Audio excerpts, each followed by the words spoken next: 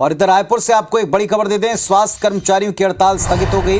बीते 24 दिनों से अनिश्चितकालीन हड़ताल पर ये थे। सीएम प्रतिनिधिमंडल से चर्चा के बाद ये स्थिति बनी है कि बर्खास्त और निलंबित कर्मचारियों को बहाल किया जाएगा, इसका आश्वासन मिल गया है।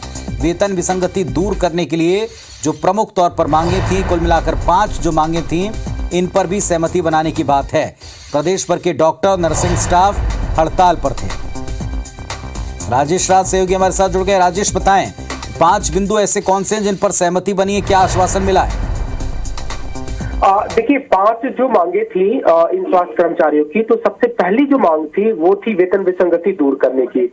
और ये हर कैडर की मांग थी, चाहे वो जिला अस्पताल, चाहे वो सामुदायिक स्वास्थ्य केंद्रों में काम करने वाले जो एमबीबीएस डॉक्टर थे वो बात कर ले, या फिर जो अलग अलग कैडर के नर्सिंग स्टाफ थे उनकी बात कर ले।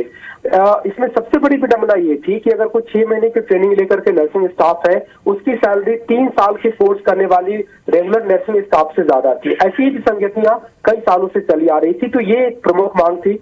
इसके अलावा कोरोना काल में जो सेवा दी थी उसकी भत्ते की मांग हो रही थी। सेवा की दूसरी शर्तों को लेकर के भी कुछ मांगे थी इन स्वास्थ्य विभाग के कर्मचारियों की। इन 5 सूत्री मांगों को लेकर के 21 अगस्त से इनका आंदोलन शुरू हुआ था। आज 24 दिन करीब इनके बीत गए थे।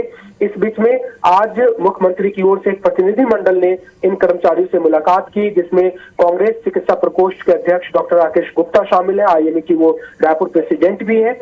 और जो भी स्वास्थ्य कर्मचारियों की हड़ताल होती है वो उसमें सक्रिय भूमिका निभाते हैं हड़ताल खत्म कराने में।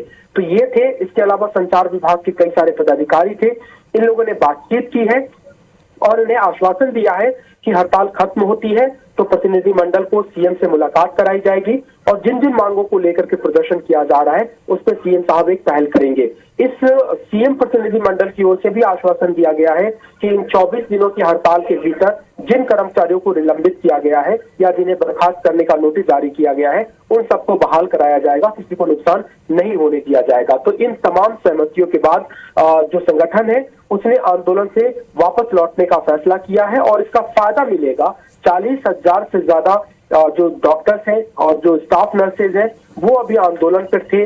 डेंगू मलेरिया का प्रकोप फैला हुआ है चारों तरफ में, इससे लोगों को राहत मिलेगी और कम से कम जब ये अस्पतालों में लौटेंगे तो लोगों को रुका हुआ इलाज मिल पाएगा। जी, शुक्रिया आपका राजेश इस पूरे अपडेट के लिए। तो राजेश ने जैसा बताया कि एक प्रतिनिधिमंडल मुख्यमंत्री की तरफ से आकर मिला, आश्वासन दिया बर्खास्तगी और जो बाकी कार्रवाइयां की गई हैं इस अवधि में वो वापस ली जाएंगी, किसी का नुकसान नहीं होगा। लेकिन साथ ही साथ हड़ताल खत्म करने के बाद मुख्यमंत्री से मिलकर एक टाइम फ्रेम में समस्याओं का समाधान ढूंढा जाएगा, इस पर सहमति बनी।